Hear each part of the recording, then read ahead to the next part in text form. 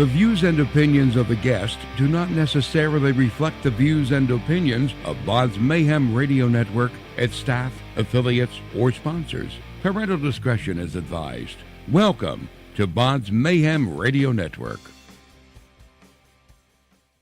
This is Colten Bell from Testarossa, and you are listening to BODS Mayhem Hour!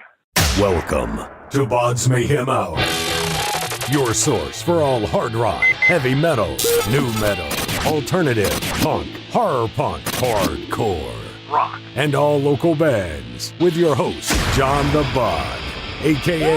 the Bodfather. Hey everybody, welcome to BODS Mayhem Hour. I'm your host, John the Bod, a.k.a. the Bodfather, and as always, I am bringing you guys awesome interviews. Today, it's an honor and a privilege to have Mr. Colten Bell on the show. He's the vocalist of Testarossa.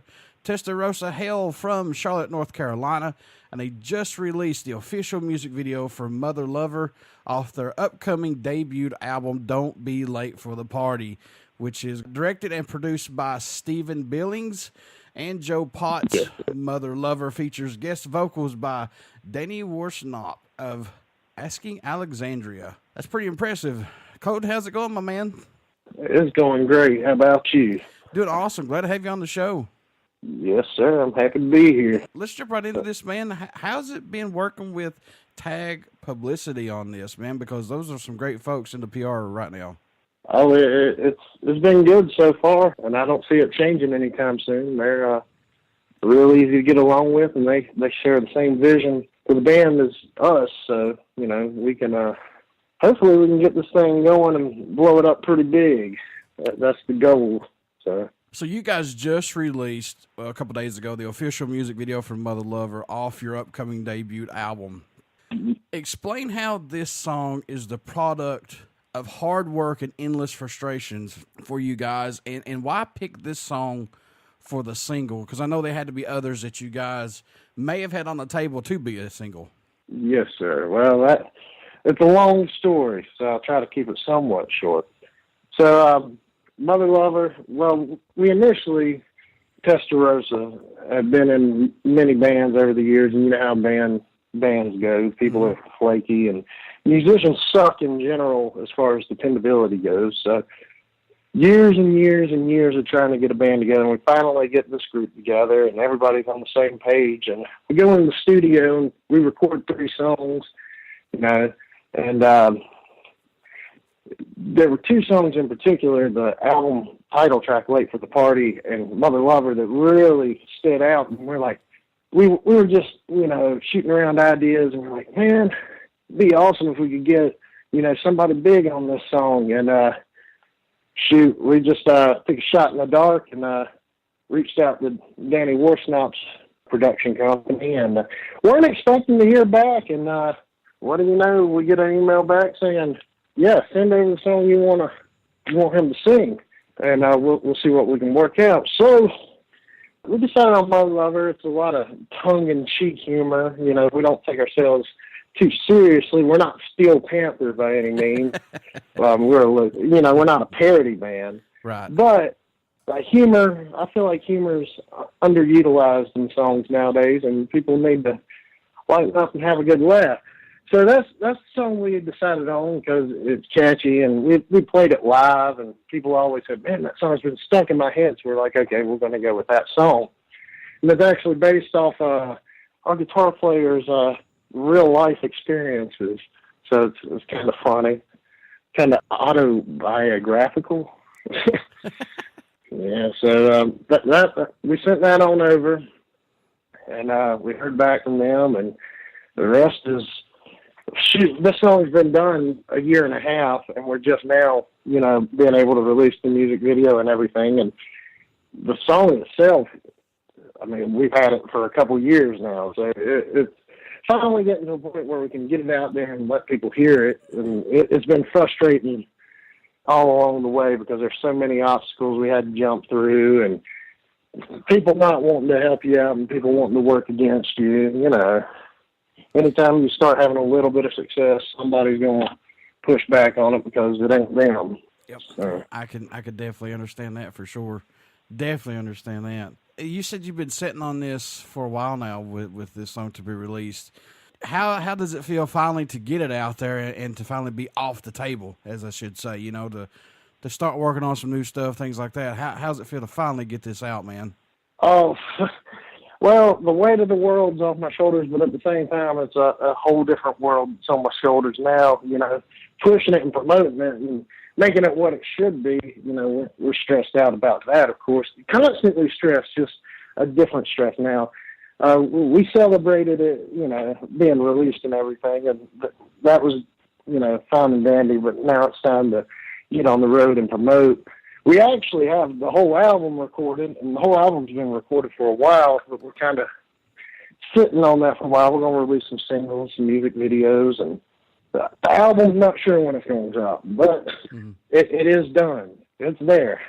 As you said, Motherlover features guest vocals by Asking Alexandria's Danny Worsnop. Did you get to work with him on this at all? Or I know you said you sent the tracks to him or whatever, but did you get to work with him at all on this or no?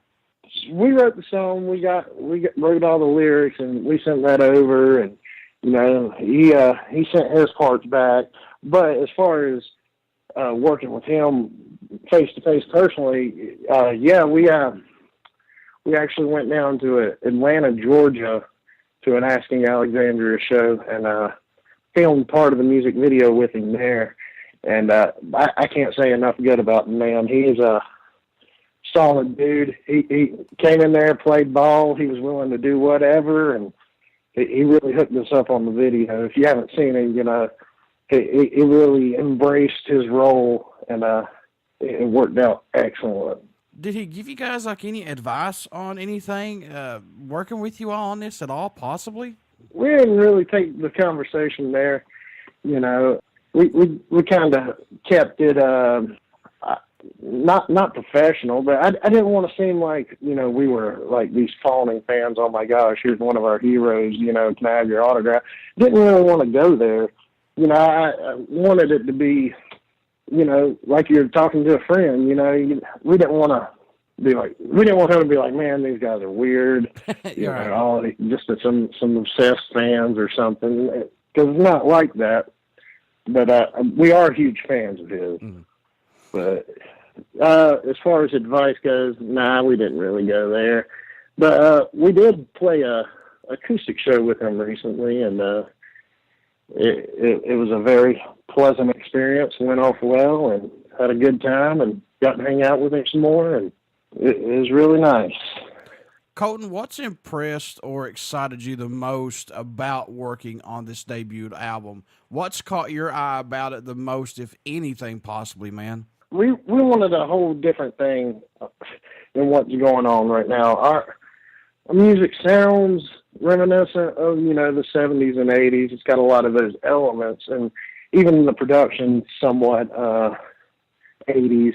But I don't want to date us by saying we're an 80s band, because we're not. That's just how the music comes out of us. That's how it sounds in our head when we're writing music and everything. So the whole sound of the album is a complete left turn from everything that's going on right now. When, you know, like bands like Greta Van Fleet and Joyous Wolf and stuff, kind of going that whole 70s vibe, and that's really taking off right now. But we're kind of our own little thing floating around out there right now, and I'm really excited about this album because I can listen to it all the way through and not hear a song that I don't like anymore. Mm-hmm. The whole album is just very listenable to my ears, at least. I guess I'm my own biggest fan, I guess. But it's a different sound, and all the songs came together good. And you can listen to the song, and halfway through the song, you can be singing along to the choruses, and you've never even heard it before. So it's kind of brainless, but sometimes that's good. I like bands that give a throwback to. I'm not saying this to knock any other bands out there, but I like bands that kind of throw back to the old school days when you had guitar solos and things like that in a song. Well, that's another thing. The guitar solos. Prepare to have your mind blown. The first time I ever met Jordan was about probably 4 years ago, and he says about 2 words an hour, maybe, but he plays about 1 million notes a minute, and it's not just like distasteful shred. It's actually very nice to listen to. But I digress. I'm sorry. His guitar playing is definitely a step in a different direction from everything that's going on right now. That's totally fine, man. That's totally fine. I completely understand. Like I said, you know, I like bands that kind of do that throwback stuff, but they put their own twist on it and not copy and try to be another band as some are, you know? Yeah, well, I know exactly what. Yes, sir. I feel you on that, and I feel the same way. One thing about us is you can listen to us, and you can definitely hear clear influences. I mean, there's no doubt about it. We're not going to deny, sure, you know, right, that we aren't influenced by Guns N' Roses or Aerosmith or Motley Crue, or, you know, that's what we're definitely influenced by. But I can't really say we sound a lot like one band or a lot like this band. There's parts of us that sound like certain bands, but I can't really say like, oh, we're a clone of them. But in fact, I got the best insult the other day on social media. I thought it was absolutely hilarious. Some guy insulted us on a Motherlover video, said I was Jack Black singing like a fat Axl Rose in an AC/DC tribute band. I said, that is absolutely excellent. Thank you. yeah. So I was like, well, hey, at least there's some people's talent in that insult. So. And plus, for somebody to sit there and take time to, you know, pretty much rip it apart to say you sound like that, you know what I'm saying? That's somebody who's taking some time there. Well, and honestly, I don't take any of that stuff to heart. I think it's funny. Yeah. If more people felt, you know, that strongly about us, loved us or hate us, that's good. I mean, that's people feel something about you. It's better than being lukewarm and ignoring your existence, you know. But I'm glad we got people out there that feel that strongly about us. But I agree with you, though, Colten. It's like, this is Testarossa's music. This is, I mean, yeah, like you said, they are influences. I can hear them, but you can't pinpoint and say, well, that's Guns N' Roses sounding. That they're a knockoff of Motley Crue or you know, Steel Panther or somebody like that, because it's not. It's Testarossa's music, you know, hands down. Yes, sir. And a lot of that comes from, you know, influences. You know, I grew up listening to Southern rock, and I absolutely love Southern rock. And as I got a little older, I got into the whole 80s thing. I really liked it. But now I've really been focusing, as far as my songwriting and everything goes, on 80s pop. I feel like the best pop songs were written in the 80s, hands down. I mean, new pop can't even touch it. Mm. And I really dig the 80s pop songwriting because it's so catchy. So that's kind of why we got our own thing going on right now. Some wide array of influences. It just comes out a little 80s. Are there any songs off this album standing out more to you than any other as of right now, possibly? I mean, I know these are like picking your favorite child, and I know you've been settling these for a long time. But do you have any favorites, possibly, maybe? Yeah. See, that's the thing about this. See, I've been recording music since I was 12, and I've never actually had a whole album pressed one. I mean, I've recorded whole albums, but just never finished them or never really been satisfied with them. You know, this is the first album that I've ever been involved in, but we've actually had a lot of trouble figuring out what the follow-up single is going to be. Is because I'd say 6 out of the 10 songs, maybe 7, could be a single. So we picking the next singles. Actually, we're probably going to have some listening parties and have some people vote on it, because we're kind of torn. There's a song on there called World's Greatest Lover. It's another lighthearted, humorous song, and a lot of tongue-in-cheek humor. Again, we're not Steel Panther. We're a legitimate band. I like humorous songs, and I feel like they've been underutilized, especially in today's music world. Everything's so serious and drab. World's Greatest Lover, which is about me, of course, that's a really strong song, and that's possibly the next single. But the only reason we're hesitant about that is because it's a humorous song, and we don't want to be associated with, you know, a parody band, because that's not what we are. Mm-hmm. But there's a song called Rock and Roll which goes back to a little bit of my Southern rock roots. Got some slide guitar. Some of the best lyrics I feel like I've ever written. It's just a very well put together song.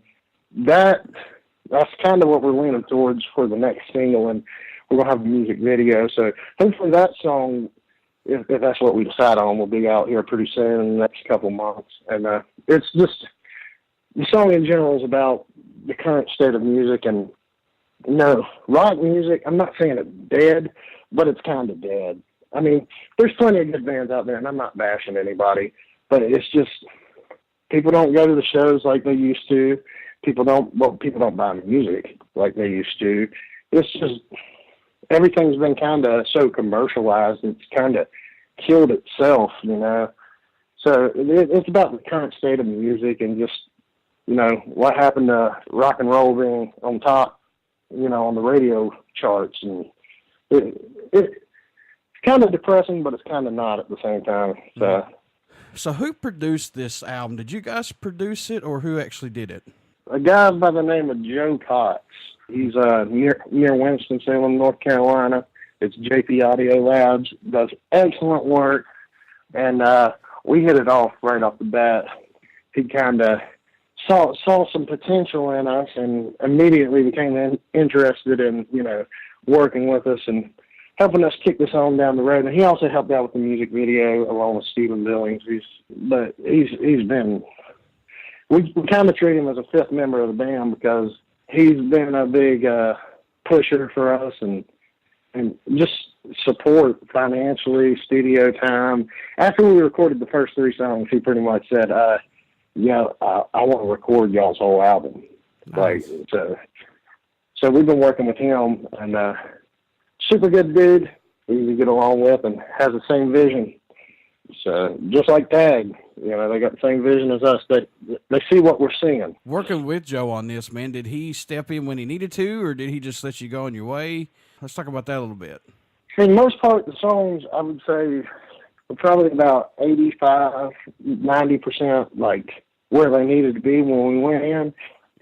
He would sit back and let us record, and then he'd be like, hey, I think you could do something better vocally here, or maybe change that rhythm guitar track up there.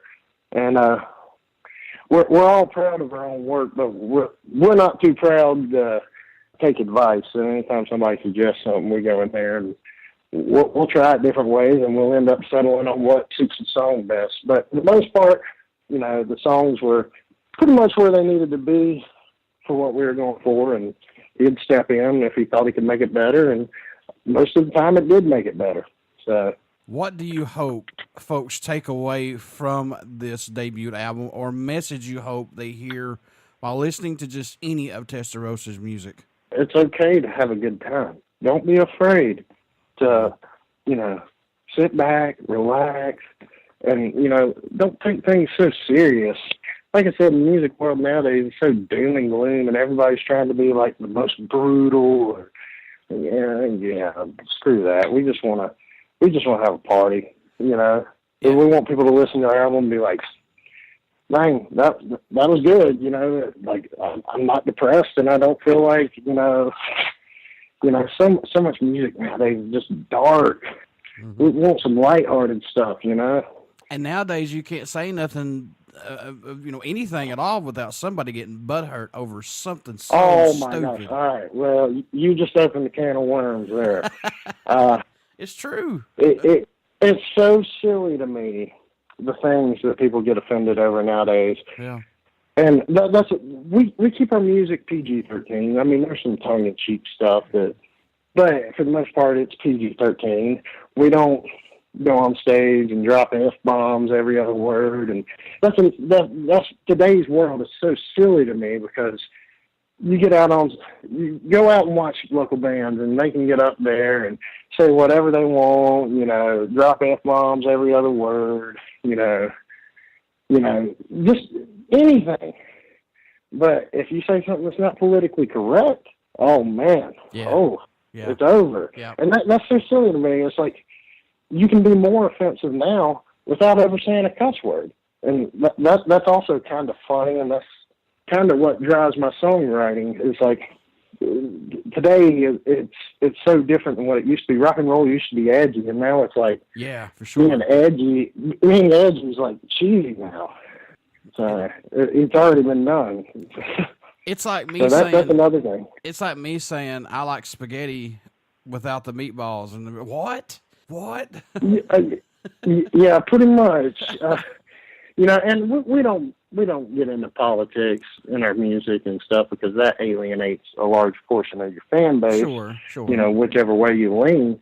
But that being said, it is this today's generation in general is just way too sensitive, and the things that offend people and get people outraged are absolutely, it's hilarious to me. It really is. But I agree 1,000% with you. Now, you've been doing this since you were 12 years old, but how much growth musically have you seen this band and yourself go through up to the release of this debut album, or has it just been more of a personal growth for each of you that's involved with this? Well, I think, like I said, we all played in different bands, and some of us played in different bands together, and over the years, I don't think any of us were ready to record an album like this until this lineup of this band got together. Because over the years, I always had problems finding musicians because I'm an acquired taste, so to speak. I can be a little bit brutish and brutal and straightforward, hurt your feelings honest when it comes to playing music. And, when I write a song, I know what I feel like, I know what the song needs. I know what I'm looking for in the song. So, a lot of times people will jam with me and be like, yeah, you're going to have to change that. That don't sound good. And as you can imagine, musicians are the emotional kind, and it was hard keeping bands together because, I hurt some feelings. And then, all of us had our own little growing pains, and we've all been playing music forever. So then we finally got together and said, look, there's going to be no butt hurt in this band. If something needs changing and, you think something sucks, just say it. We ain't got to tap dance around it. We're trying to make the best music we can possibly make. And so there's no point in getting hurt, hurting feelings over it. Again, the snowflake generation. But I don't think this album would have worked with me if I were 5 years younger. It wouldn't have happened. And I think the same goes for everybody else in the band. I think mentally we're all in a place where, it just really gels and comes together. What can fans expect at a show from Testarossa who have not got to see you guys live as of yet? Well, who knows? It's an open-ended question. When it comes to live, showmanship, that is music's a priority, but when people go to a show, they go to see a show.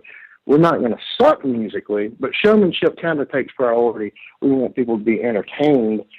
We practice our instruments, and we're very proficient at that. But we want to put on a show. Whatever happened to the front man? Think about modern successful rock bands. Think about how many of those bands have a front man that kind of has his own following. It's not very many bands. Yeah, and I'm not saying I want my own following. I'm just saying the front man is kind of a dying art. So, we want the front man out front conducting the whole show and really, entertain people, be like, gosh, that guy's off his rocker, he's insane, and as far as like drums and guitar and bass goes, of course, everybody else is putting on a heck of a show all over the place, hyper, just something that we want people to keep their phones in their pockets, not like pull them out and getting on Facebook because we're putting them to sleep, we want to have them on the edge of their seat, or standing up. That's preferable. We're living in the digital era right now of recording albums to get music out quicker, and plus social media to reach out to more fans to help up-and-coming bands. Do you like this that we're in right now to get music out quicker, and plus to reach out to fans who may not have got to hear of Testarossa as of right now? Well, that's a double-edged sword. Today's music world, with streaming music and everything, music is virtually worth nothing. I mean, people are going to get it for free. It don't matter what you do. It's going to get on the internet. If people want to get it for free, they're going to get it for free. So technology has kind of killed retail as far as music goes, but it's not necessarily a bad thing because, you know, like I'm talking to you right now because of the internet. You know, that's great. I've met a lot of people over the internet. We got Danny on our debut album over the internet. You know, it's great, but also I feel like music's not organic anymore on Facebook and Instagram and all that nonsense because, I mean, you can buy likes, you can buy views, you can buy followers. It's all so silly. And, you know, the average person, they're going to say, oh, man, this band has, you know, 10,000 followers. Oh, I better follow them. Look how many people are following them, even though, you know, half those likes are bought. So it's not really organic, and it doesn't really matter how many followers you have on your Facebook or Instagram or subscribers or whatever. It doesn't matter if you can't get anybody to come out to a show. So I don't really gauge my success off, you know, my Instagram or Facebook following. I gauge it off how many people are coming out to the shows. That's what matters because that's where you make money.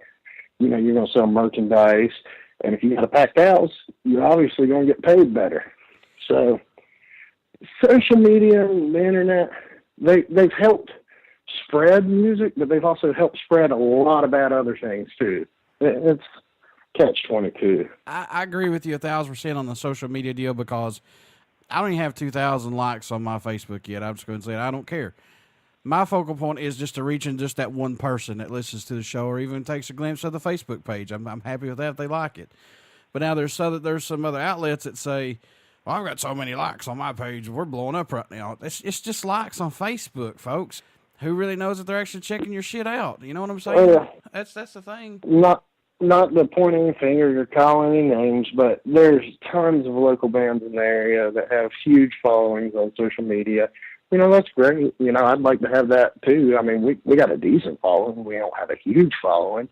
But when it comes to selling tickets to your shows, you know, how many of those actually translate into ticket sales? There you go. You know, there you go. That's the world we live in today, unfortunately. So I don't put too much focus on social media. I'm more focused on getting people out to the shows. You know, if they follow us on social media, great. Yeah. But come watch us play. That's what matters. Colten, what made you want to become a musician? What was that spark for you that said, yeah, that's what I want to do? Well, I was always a good student, never got in trouble, never gave my parents any trouble. Middle school, you know, I picked up the guitar, started playing, started a band with my best friend, and he was a pay-per-view Kiss Symphony concert. He bought it without his parents' permission, and I sat down and watched that, and we're like, dang, that is it. Like, I want to be Ace Frehley. And then, you know, I got into other stuff, and I was like, man, they're doing that for a living? Like, you know, Kiss is what did it for me. I know Kiss has influenced a ton of other people, but I just remember watching that Kiss Symphony concert and being like, that's what I want to do. And, of course, you know, at school, you know, they're always trying to push you towards college or, you know, well, shoot, that's all they care about now is college. They don't even care about trade schools or learning a trade or anything anymore, which is a whole nother problem, which is ridiculous. But they kept pushing me towards college and high school. I was like, no, I'm not going to do it. I want to be a rock star.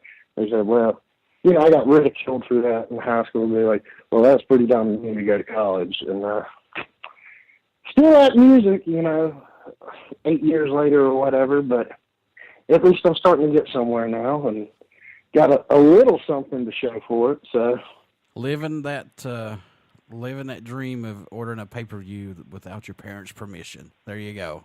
yeah. Today's kids wouldn't know, right? Exactly. It's all on the internet now. Oh, that's awesome. That is awesome. So far, is there like a country that stands out or shocks you that Testarossa get support from, or they've even listened to your music that you could tell possibly?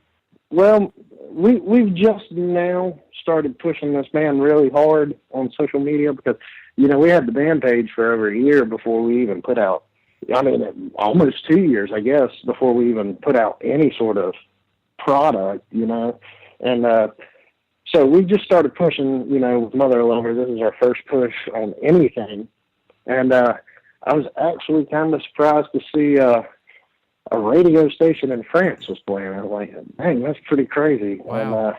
And I got some compliments from people in France. I was like, well, that's pretty cool. I never thought I'd hear, or I never thought people on another continent would hear my music, So that was pretty cool. Has there been a show or a moment that stands out to you that says, yeah, this is worth everything that I have put in and everybody else has put into this band? Have you guys had that moment yet, possibly? Every time I play a good live show, every time I step on stage, and everything's just hitting on all the cylinders, and you look out over the crowd, and people are smiling, and the best feeling in the world. Like I said, I try to write songs that people can sing the choruses without even ever hearing the song, but I don't want to be so stupid that it's like cheesy. But when you look out over there, and it's the first time these people have heard this song, and they're singing the chorus of your song, that makes it worth it every time. Now, as soon as the show's over, then, all the endorphins and dopamine or whatever, leaves your system, then you're severely depressed until the next show. So it's a roller coaster, man. It's an absolute roller coaster. So you said this is going to come out in 2019. Do you possibly have a time frame, maybe like early spring, summer, fall, maybe? It's probably going to be summer because we're probably going to do, it'll probably be late summer or early fall because we're probably going to do, I know for sure we're doing 2 more singles and music videos off the album. We got the 3rd single pick. We just having trouble picking the follow-up single with Motherlover. But we got the 3rd single pick, and we might do a 4th one. But as soon as we finish promoting that last single, then we're going to look into releasing it. Now, the 3rd single, it actually means a lot to me, and it goes back to I pride myself in being a songwriter as well as a frontman. But it's got one of my favorite songs that I've ever written. It's called Knocking Outside Your Door. And the song's about the bass player, Blake. His brother was driving, and it was pouring rain, and he saw this guy walking down the road. He was wearing all black, looked kind of emo or gothic or whatever, not to be stereotypical. But he was walking in the pouring rain, but he pulled over and said, "Hey, man, you need a ride?" And he said, "Yeah, I'm going to work." So they stopped at a gas station. He bought him a coffee, and the kid wasn't saying much. He was acting real strange, kind of odd. Well, he dropped him off at work, and the kid got out of the car and pulled a gun on him.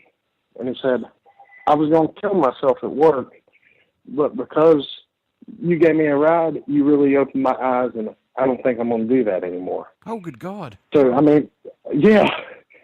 So, it's a song, it's about that experience, and it's not depressing, but it kind of is because it's a depressing subject matter, but it's an uplifting kind of song, and it's just about, even the smallest things that you do for a complete stranger can completely change their life. For sure. So, it's about doing right by people even though you don't know them. And it's just, in my opinion, it's one of my favorite songs I've ever written, and it means a lot to me. So that's going to be the 3rd single for sure. That's insane. And it's got a nice... You know what? That's insane, man. Oh. Yeah. Jesus. Yeah, as soon as Blake told me that story, I was like, dude, that's a song.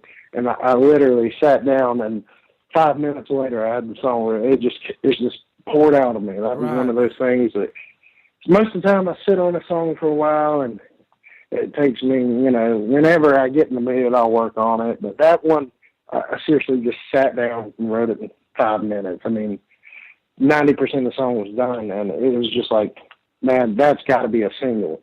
It's got to be. Jeez, I'm telling you, it's a crazy world out there, and people don't realize the consequences of their actions. And that's a good story. And I like to tell that one every time we play live. We play that song, and there's a little breakdown in the middle, and I tell about the story because, I mean, that's insane. It's absolutely insane. You are so right, man. It takes that one little, just a little effort for somebody to do something nice for someone, because they could have a shitty day. You don't know what they're going to do. You don't know what their life entails. You don't know whether you're going to be here from like 5 minutes to the next 10 minutes. And if you see somebody that's having a bad day, just smile or say hello. I mean, that can mean the world of difference to somebody. Yeah. And you're exactly right. And that's what that whole song's about. And I really can't wait for that one to get released, because I feel like that's going to be a hit. I truly believe it. As soon as I wrote it, I was like, this has got to be a single. I don't care what anybody says.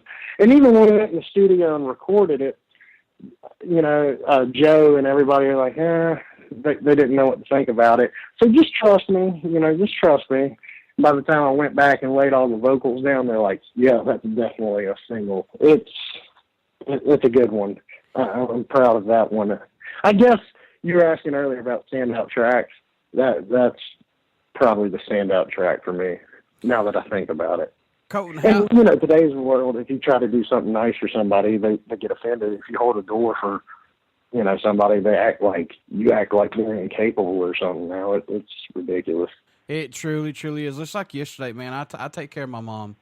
She has a hard time getting around and stuff. She's elderly. She's on a cane and walker and things like that.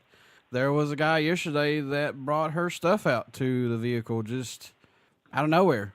She's like, I need some help, but I was going to get out of the car and go help, but they brought it out for her. And I was like, holy crap. Yeah, I mean, stuff like that. I mean, little things can make a person's day. Mm-hmm. And I try to do something anytime it comes to my mind. I'm standing in line at a fast food restaurant or something. Every once in a while, I'll just get like feeling, hey, I need to, pay for the person behind me's meal. Just stuff like that. If everybody just did that every once in a while, things would be a whole lot better. Right. One nice gesture can go far.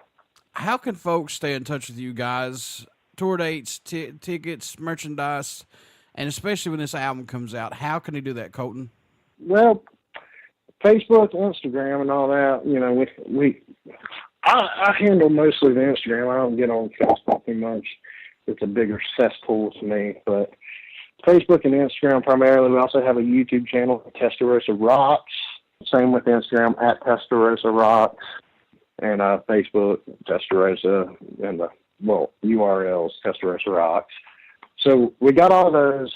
As far as tour dates and stuff, we're really going to start booking hard here pretty soon in the next couple of weeks. And we even have, possibly, it hasn't been set in stone, but we have some dates with Buck Cherry, possibly.